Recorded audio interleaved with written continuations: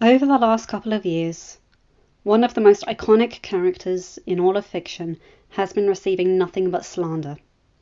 And well, I'm here to put my voice in the mix to be her advocate. Cinderella. Now, many people think she sits around waiting for a prince, but that does not take into account the tragedy of her life. Now, the time era where Cinderella is set always changes throughout all the different versions, going from ancient Egypt to Russia to France to England. And, well, how to phrase this? She's an abuse victim. She is. It actually says in the beginning of the 1950s famous Disney version that while Cinderella was abused, humiliated, and eventually forced to become a servant in her own house. It literally says that in a Disney movie. Since when did they use the word abused? Anyway, another thing is that her power isn't recognized. Cinderella's power, kindness, is completely undervalued in today's society. The way she treats the animals, and I'm not just talking about the Disney version. In pretty much every iteration of Cinderella there has been over the centuries, she has always had a connection to nature. The bird that snatched her sandal in the Egyptian version and dropped it into the lap of the king, or the birds that pecked out the stepsister's eyes. But we'll get there. Those birds are often seen as iterations of her mother in the Grimm brothers version that was originally in German. In this version, she asks her father for the first branch that knocks against his hat on the way home. When he gives it to her, she takes it to her mother's grave and goes to it 3 days every day to cry over it. 3 times every single day to cry for her mother after her father remarried. And this is just tragic. The magic in her tears comes from the love she had for her mother, and that's why the tree grows into such a beautiful tree. And that's when those doves come and sit on the tree. Later in the story, we find out there's a dovecote, which is one of those massive birdhouses where they all live. But many of them will sit on this tree, and whenever Cinderella needed something, all she had to do was go to the tree and cry out for whatever she needed, and the birds would toss her these items. Now, many people think that's a cheap shot, but no, it's purely kindness and purely love. Cinderella is a good person, and she's rewarded for that. The stepsisters and stepmother take everything from Cinderella.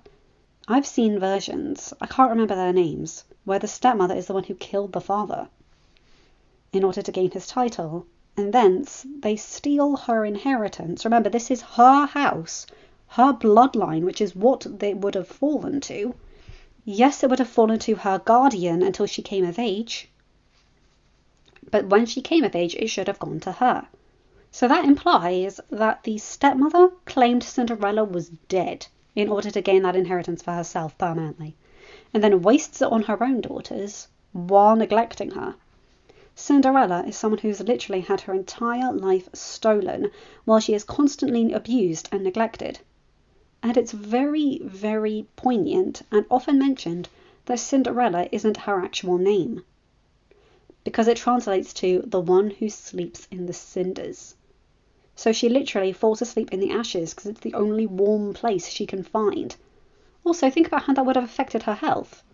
If she didn't have a rag over her mouth and nose, it would have gone into her lungs, and that means it could have formed cement, and thus she would drown. That happens in volcanic eruptions, long before the lava ever touches you. These are many things I find absolutely horrific. Cinderella's story is about overcoming tragedy while not letting the tragedy change you. Throughout all of this neglect, abuse, torture even, because think about it, she's not getting paid. She is a slave to someone her father hoped would be a mother to her. All of this, despite that, she chooses to stay kind and stay happy. Think about the emotional fortitude that takes. She's not unaware of everything that's going on. She is highly aware of it, but chooses to find the little things. Her friendship with the birds, going to her mother's tree. Later on, The tree becomes the fairy godmother when it goes to the French version. And this is literally a mother figure that is summoned by her belief when her belief is almost breaking, so that she can keep believing in that kindness, in that goodness.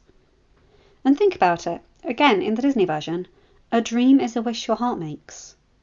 Never once is this about a prince. In this movie, she didn't even know she was dancing with the prince. Has anyone else forgotten this? Has everyone forgotten it? When midnight strikes and she pulls away from him and says that she has to go, she says, "Oh, the prince, I haven't met the prince." And that's why she has to go.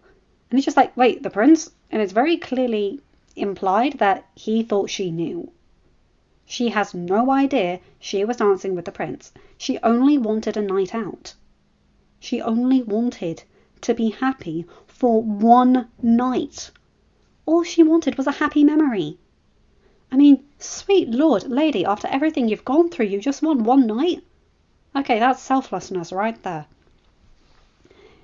And if we carry on talking about the 1950s version, her kindness to the animals is what gets her out. The mice, they get the key. Even Bruno, who fulfills his own dream of chasing Lucifer. And then the cat falls out of the window, which I know should be tragic, but I hated that cat as a kid, so that made me laugh. But get this, if Cindy hadn't been kind to these animals, they wouldn't have done this. And this is the kind of kindness that I mean. Asking for help is not a problem. There is no shame in needing help and asking for it. We're a pack species. We work best in groups. And she was completely alone. She had no one. Her fairy godmother came to her, and I don't know if it's just me, but I have a theory. My theory is that the fairy godmother gave Cinderella her wish because Cindy had already paid for it. In the Once Upon a Time series, there is a common phrase: magic always comes with a price. And I think it's the same with wishes. Personally, in fairy tales, Geppetto from Pinocchio wanted a son so badly, and he often made toys for kids, but he didn't have one himself.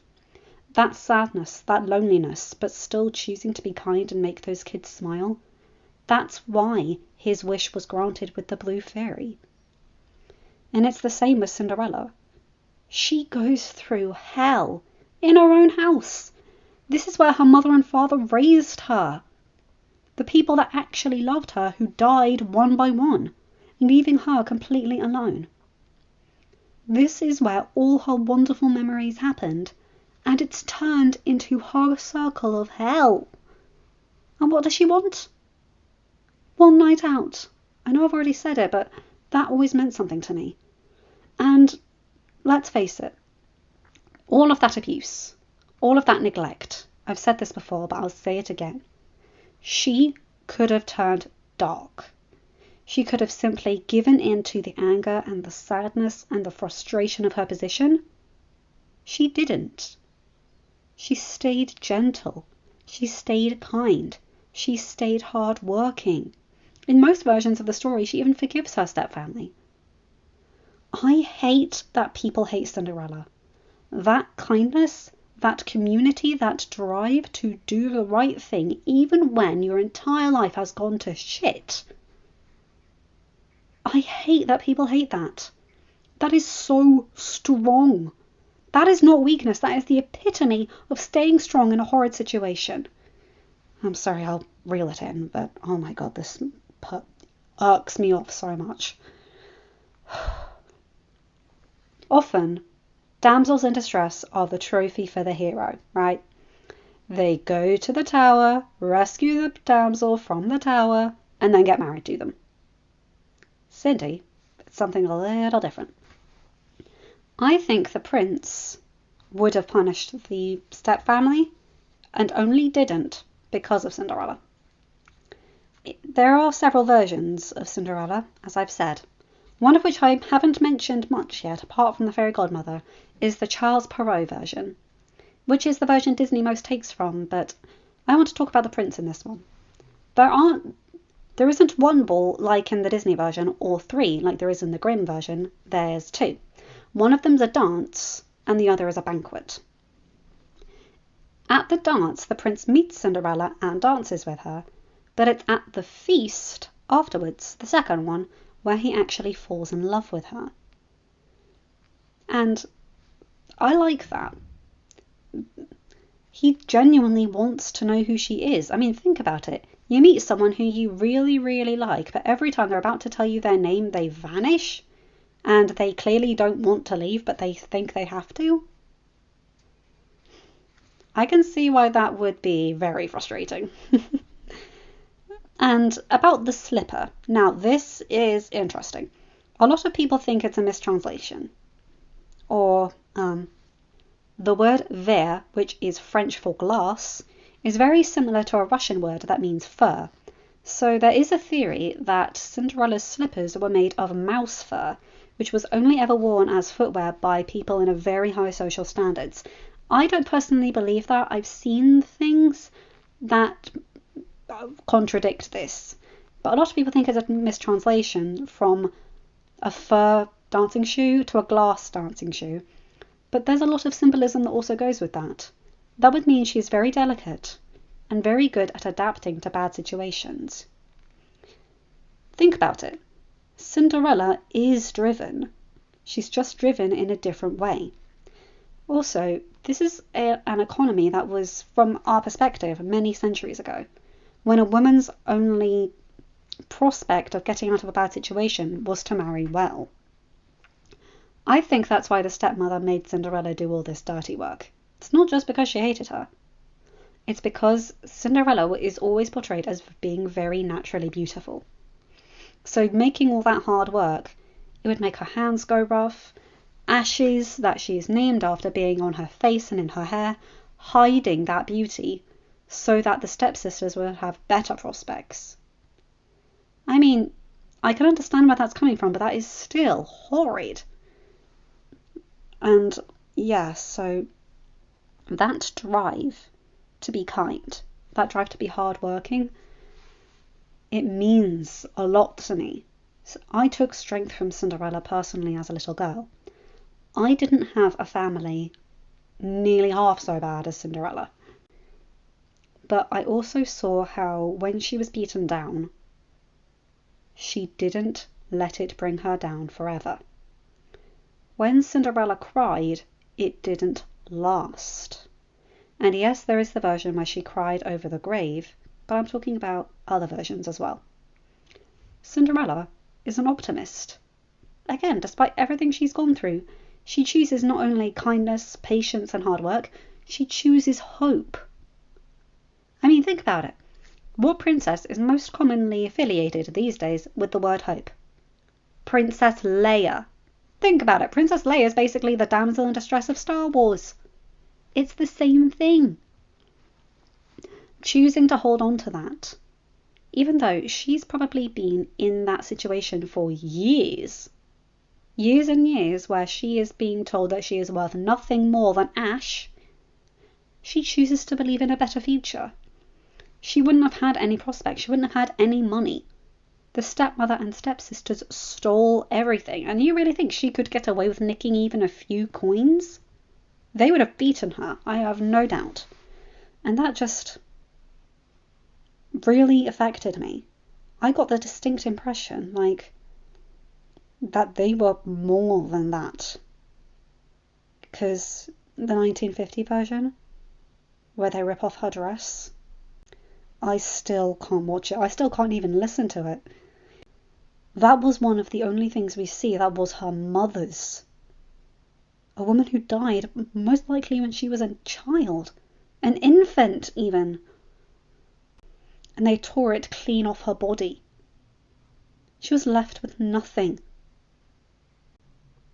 It affected me very badly.